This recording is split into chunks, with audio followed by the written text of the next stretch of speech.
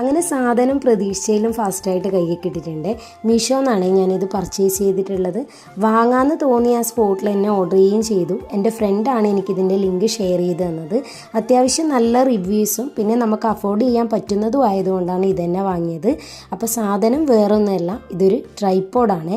Reviews എല്ലാം കണ്ട് മനസ്സിലാക്കിയാണ് വാങ്ങിയതെങ്കിലും പെട്ടെന്ന് കയ്യിൽ കിട്ടിയപ്പോൾ കൺഫ്യൂഷൻ ആയിപ്പോയി. ഞാനിത് അൺബോക്സ് ചെയ്തു എന്ന് മാത്രമേ ഉള്ളൂ. ബാക്കി സെറ്റിങ്സും കാര്യങ്ങളൊക്കെ ചെയ്ത് തന്നിട്ടുള്ളത് ഏട്ടനാണ്. ഇതിൻ്റെ സ്റ്റാൻഡ് വരുന്നത് ഇതുപോലെയാണ്.